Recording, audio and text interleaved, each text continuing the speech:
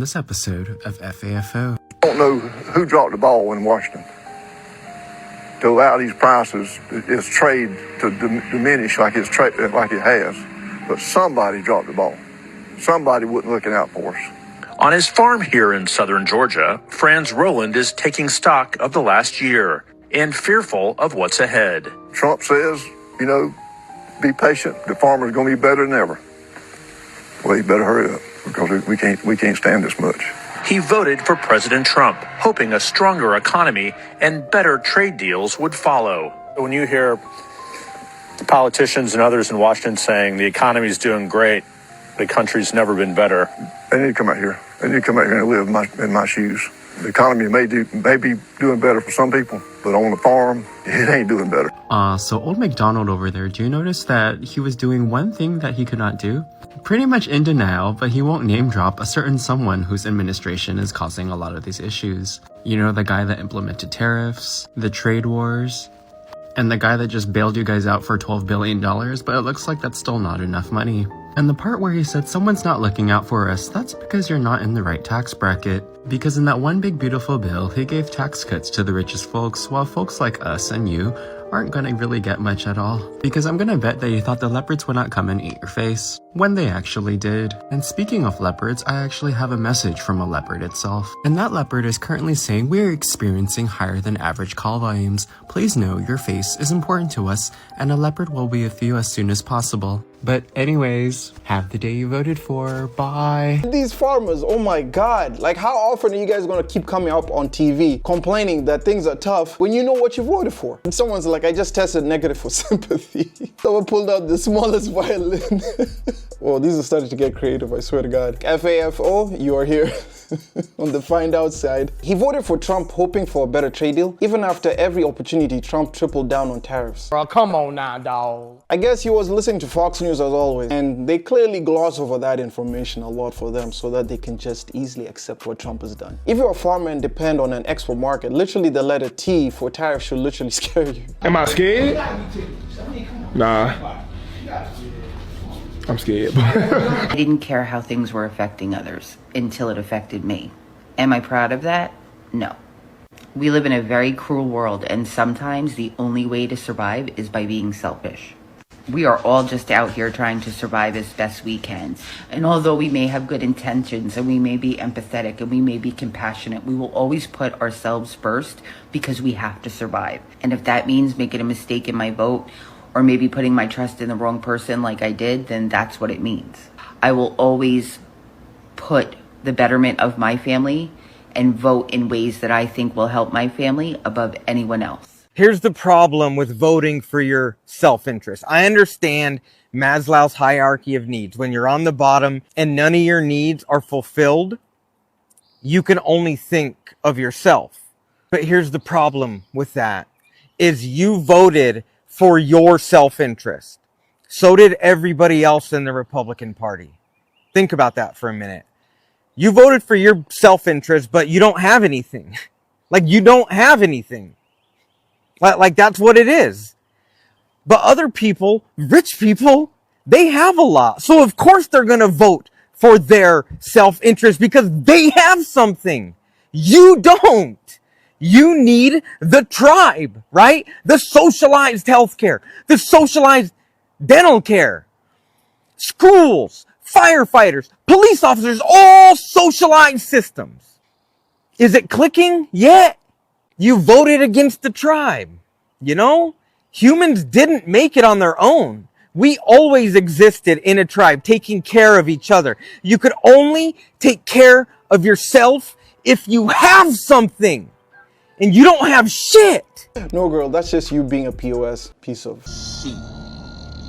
You are the cruel world. Just you and those like you. The rest of us are trying to build back better, and you keep effing it up with your selfish ass. Here's a joke that's funny in Ireland that isn't funny in America. Drinking culture in Ireland is very different to drinking culture in the US.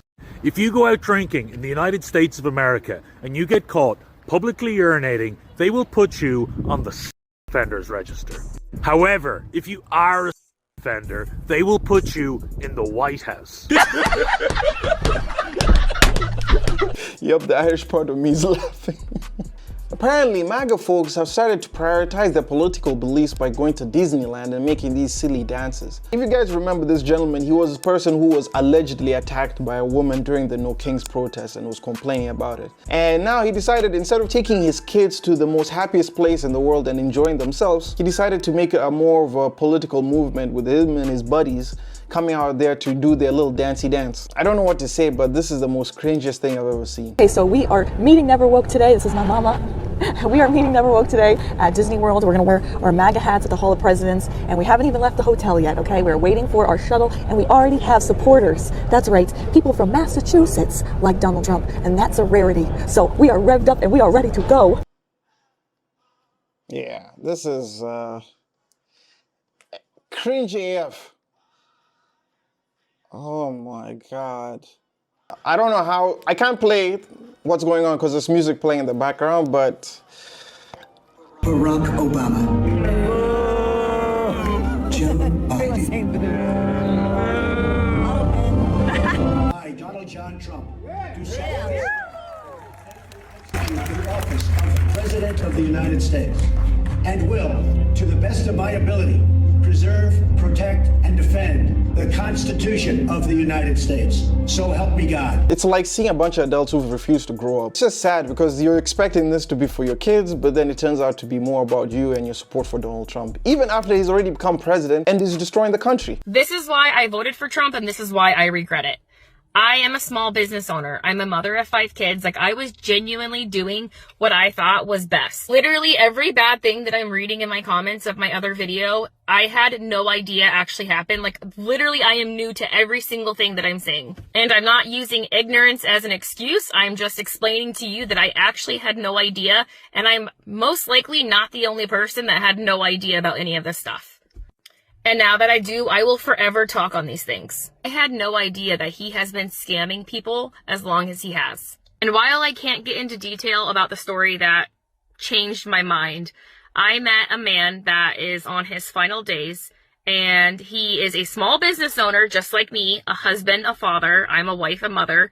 And he used his small business to do a lot of work for Trump, and Trump's bill was in the hundreds of thousands of dollars, and when he tried to collect his money, Trump literally told him to sue him for it. Yes, this man has proof, and yes, he has been sharing his story. This is the first time I have ever heard of something like this, and I am so mind blown, and now, of course, the more that I read, the more mind blown I am about all the bad things that he has done and obviously will continue to do. I lost my light. Also, when somebody makes a video admitting they're wrong and then speaking up for what's right and then also working to tell other people about it, I don't think it's best for your own character to be mean to them. Because I personally am not offended if you're mean. Like, I am also mad at myself.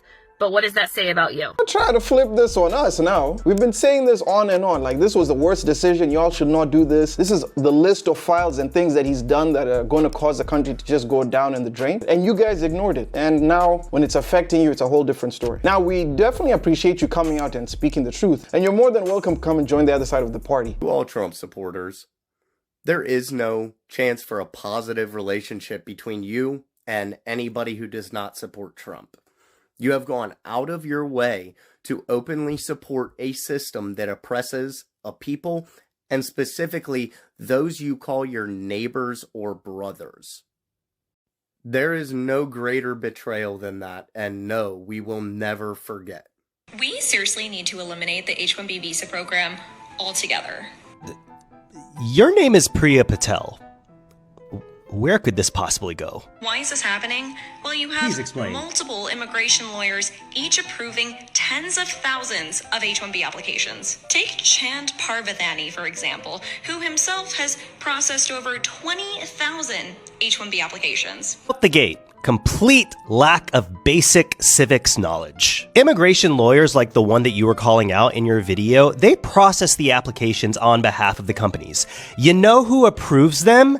The Department of Homeland Security. Damn. Very same department that is currently rampaging through this country deporting immigrants is the very same department that actually approves the H-1B visas. Now, before I get into you, Priya, we're going to pause and we're going to look at something that Donald Trump said a couple months ago on the Laura Ingraham show. Does that mean the H-1B visa thing will not be a big priority for your administration? Because if you want to raise wages for American workers, you can't flood the country with tens of thousands or hundreds of thousands of foreign workers. You also do have to bring in talent.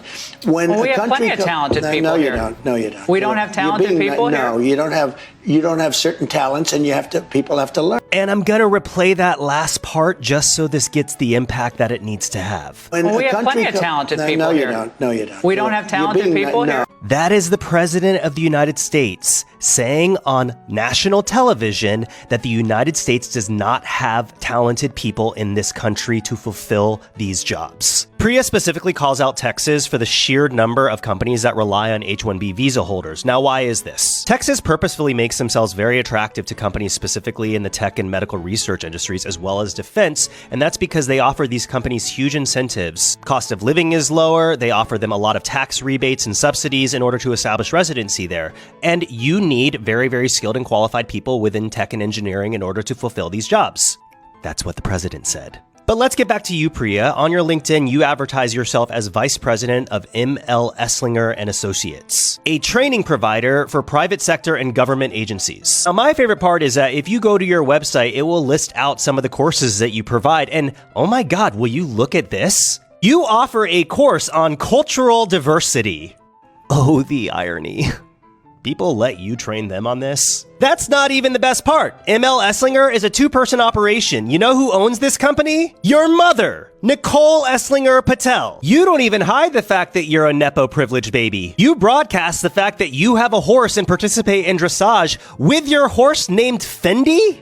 Just to recap, a rich Nepo baby who is employed by her mother who doesn't understand basic civics is yelling about ending a program that the man she worships says she is too stupid to do the job. Patels are a unique clan. They're the same people who look at castes when making personal and professional decisions. Anyway, let me know what your thoughts are with all of the MAGA folks who are regretting their decisions and some of them who have not yet put their dots together. Leave your comments down below and let me know what your thoughts are. If it's your first time to the channel, make sure you like, comment, and subscribe. It really does help the channel out. Also, if you haven't, check out this video. I'm sure you're definitely going to enjoy it. But nevertheless, I will see you guys when I see you. Peace.